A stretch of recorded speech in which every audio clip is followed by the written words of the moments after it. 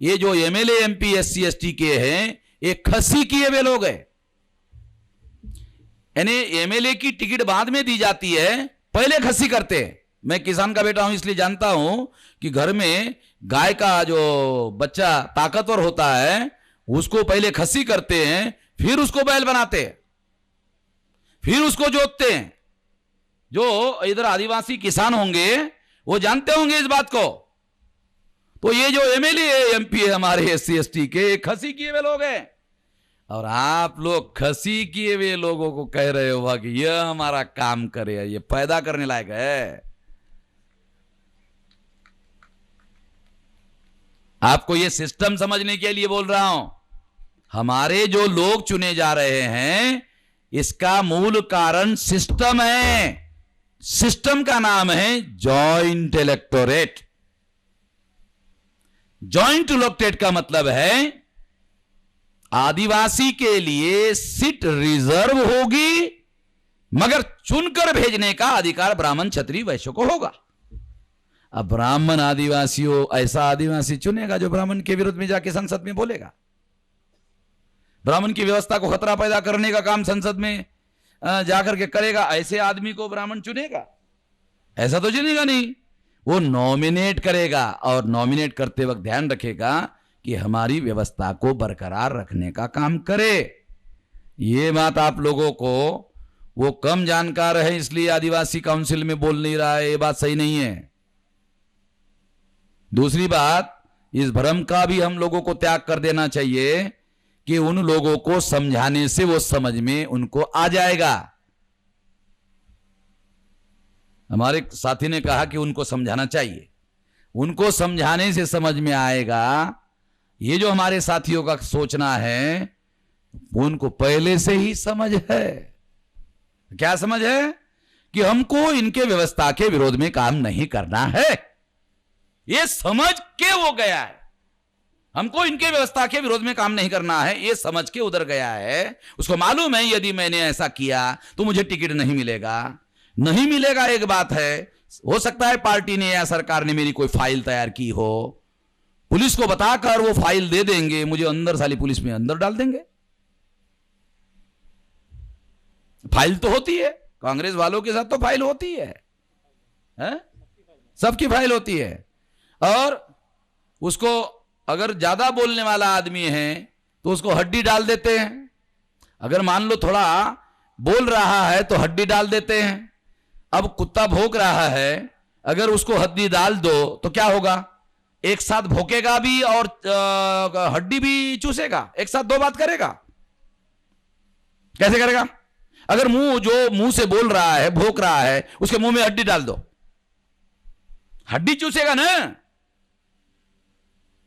अरे भाई, जिस मुंह से भौंक रहा है हड्डी डाल दो।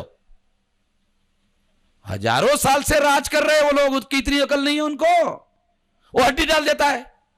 अब हड्डी डालते ही वो हड्डी को चूसना शुरू कर देता है। अब चूसेगा तो भौंकेगा कैसे बताओ? एक साथ दो काम तो नहीं कर सकता।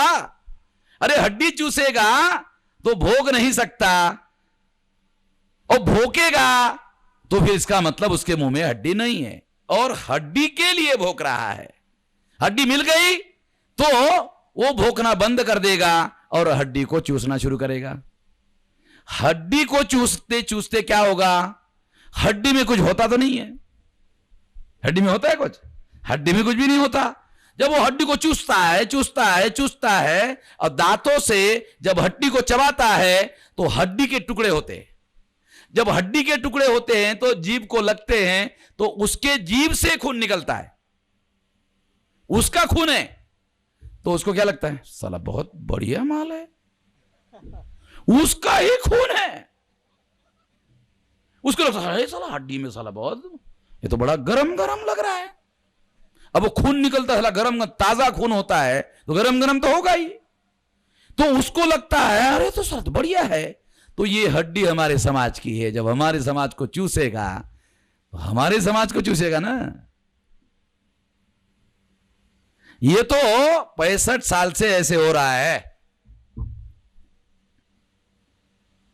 और कितने आदिवासी और एससी के लोगों को यह पता है कि बाबा साहब आंबेडकर ने ये व्यवस्था 10 साल के लिए बनाई थी। तो ब्राह्मण क्या प्रचार करते हैं? सर्विसेज का रिजर्वेशन, नौकरियों का रिजर्वेशन, प्रोफेशनल एजुकेशन का रिजर्वेशन, रिजर्वेशन इन प्रमोशन 10 साल के लिए था। झूठ है। एक कॉन्स्टिट्यूशन की कॉपी मैंने जानबूझकर इधर गए, इसको पढ़ लेना। 330, 332, 334, 335 पढ़ लेना। आर्टिकल के साथ बोल रहा हूं, पढ़ लेना। आपको मिल जाएगा कि पॉलिटिकल रिजर्वेशन 10 साल के बाद समाप्त हो जाता है। 10 साल के बाद समाप्त हो जाता है। ए बाबा साहब ने लिखा। क्यों समाप्त नहीं हुआ? एजुकेशन के रिजर्वेशन के लिए हम जब लगातार आंदोलन कर रहे, भारत भर में एससी आंदोलन कर रहा है, एसटी आंदोलन कर रहा है, देश भर में एजुकेशन के रिजर्वेशन के लिए, रिजर्वेशन इन प्रमोशन के लिए, नौकरियों के लिए हमारे लोग सारे देश भर में आंदोलन कर रहे हैं, वो देते नहीं है। पॉलिटिकल रिजर्वेशन के लिए हमारे देश में एससी और एसटी का एक भी आदमी आंदोलन नहीं कर रहा है। और कर रहा है तो मुझे उसका पता बता देना। उसका दर्शन लेने के लिए जरूर उसके घर जाऊंगा। उस आदमी का मुझे पता बता देना जो पॉलिटिकल रिजर्वेशन के लिए आंदोलन कर रहा है।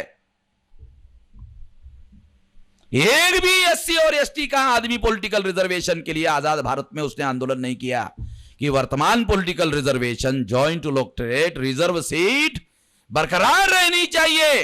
इसके लिए एससी एसटी के एक भी आदमी ने आंदोलन नहीं किया। तो ब्राह्मण हमको हर 10 साल बाद क्यों दे रहा है? क्यों दे रहा है? गधे हैं ब्राह्मण, उनके हितों के विरोध में हमको दे रहा है। गधे है। अरे 2500 साल से देश पर राज कर रहे हैं, गधे है। अगर वो हमारे हित में एससी एसटी का रिजर्व सीट होती तो वो ब्राह्मण हमारे लोगों को ये अधिकार देता? बिल्कुल ही नहीं देता। क्यों दे रहा है? हर 10 साल बाद आंदोलन भी नहीं करते, फिर भी देता है। क्यों? उसके फायदे में है, उसके फायदे में है, उसके हित में है। गुलाम भारत में आदिवासियों का आंदोलन था, गुलाम भारत में अनुसूचित जातियों का राष्ट्रव्यापी आंदोलन था। आजाद भारत में वो बढ़ना चाहिए था, खत्म हो गया। किसने खत्म किया? नॉमिनेटेड रिप्रेजेंटेटिव ने। ये जो दलाल और भड़वे पैदा किए, तो हमारे जो इग्नोरेंट लोग हैं समाज के, वो क्या मानते हैं? अरे एमएलए साहब, वो तो उसको एमएलए साहब ही बोलता है। वो एमपी साहब, वो उसको रिकॉग्नाइज करता है, ये एमएलए है, ये एमपी है, और सर्टिफिकेट भी उसके पास ही है। तो हमारा आदमी उसको एमएलए एमपी मानता है। जब हमारा आदमी उसको ही रिकॉग्नाइज करता है, तो आदिवासियों की मैदान में लड़ाई लड़ने वाले जो आदिवासी है, उसको तो आदिवासी अपना प्रतिनिधि नहीं मानते हैं, उसको तो अपना आदिवासी अपना नेता नहीं मानते हैं।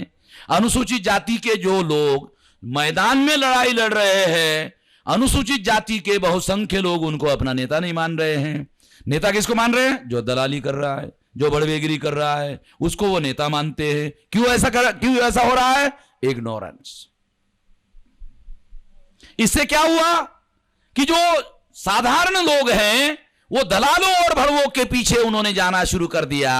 परिणामतः स्वाभिमानी, स्वावलंबी, आत्मनिर्भर राष्ट्रव्यापी आंदोलन जो आदिवासियों का था, जो बाबा साहब आंबेडकर ने अनुसूचित जाति का शुरू किया था, आजाद भारत में, ये गुलाम भारत में था, आजाद भारत में समाप्त हो गया।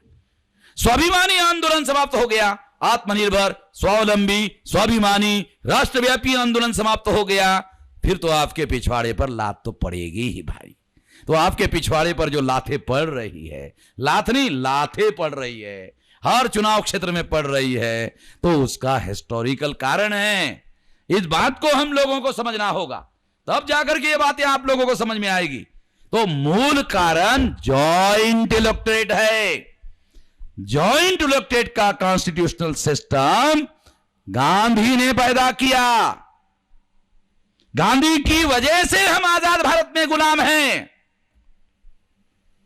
अरे इन्होंने हमारे एमएलए एमपी को गुलाम बनाने का सिस्टम डेवलप किया। ये डेवलप करने वाला गांधी है जिसने एमएलए और एमपी को गुलाम बनाया। जिस गांधी ने आजाद भारत में एमएलए और एमपी को गुलाम बनाया, तुम लोगों की कोई औकात है? जिन ब्राह्मणों ने तुम्हारे एमएलए एमपी को गुलाम बनाकर रखा और संसद और विधानमंडलों में जिनको बोलने का विशेषाधिकार है और सुप्रीम कोर्ट भी उसको रोक नहीं लगा सकती, उसको ब्राह्मणों ने रोक लगा के रखा हुआ है। ब्राह्मणों ने उनको गुलाम बना के रखा हुआ है।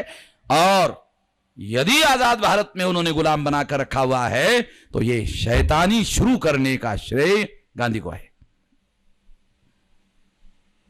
गांधी की वजह से हम आजाद भारत में गुलाम बने हुए हैं। और एमएलए और एमपीज को गुलाम बना के रखा, तो जिन लोगों ने हमारे लोगों को गुलाम, एमएलए और एमपीज को गुलाम बना के रखा, उनकी नजर में तुम लोगों की कोई औकात है? जब तो तुम्हारे एमएलए एमपी को गुलाम बना के रख रहे हैं तो उनकी नजर में तुम लोगों की कोई औकात नहीं है और कोई औकात मानते नहीं है। नो कॉन्फिडेंस मोशन जब पार्लियामेंट में आता है तो कभी अखबार में खबर सुनी 131 एमपी है कि बीजेपी ने एससी एसटी के एमपी को पूछा, कांग्रेस ने एससी एसटी के एमपी को पूछा। ऐसी कभी सिंगल लाइन की खबर, नो कॉन्फिडेंस मोशन जब पार्लियामेंट में आता है तो इनको उन्होंने पूछा। अरे कुत्ते नहीं पूछते, कौन पूछने वाला इनको? कुत्ते पूछने का मतलब समझते हो? अगर गली से जा रहे हो, दो चार कुत्तों ने मिलकर आपके ऊपर भौंकने का काम किया तो आपको खुश होना चाहिए कि कुत्ते आपको रिकॉग्नाइज कर रहे हैं कि ये आदमी है। मगर कुत्ते भी आपके ऊपर भौंके नहीं, इसका मतलब कुत्ते भी आपको रिकॉग्नाइज कर नहीं रहे कि ये आदमी है।